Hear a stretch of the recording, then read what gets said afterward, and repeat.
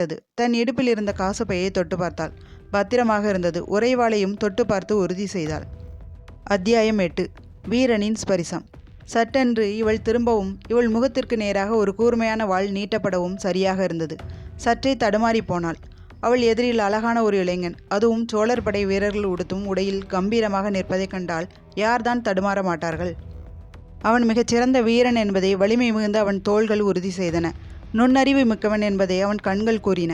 வாழ்வீச்சில் சிறந்தவன் என்பதை அவன் வாளை வீசிய விதத்திலேயே உணரலாம்.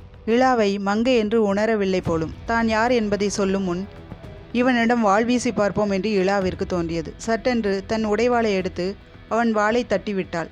அவனும் சுதாரித்து லாவகமாக வாளை சுழற்றினான். சிறிது நேரம் வாள்கள் உரசும் ஓசை மட்டும் அங்கு கேட்டது. அவிழ்க்க ஆரம்பித்த தலைக்கட்டு சிறிது சிறிதாக இறுக்கம் குறைய ஆரம்பித்தது. முழுவதும் அவிழ்ந்து இளாவின் கண்களை மறைக்க இளா தடுமாறி பின்னோக்கி சாய தனது இடது கையால் இளாவின் இடையை பற்றினான் இளைஞன். மடை திறந்த வெள்ளம் போல் அவள் கூந்தல் சரிந்து ஆற்றை தொட்டது. அத்தியாயம் 9. காசிபன் கீரன்.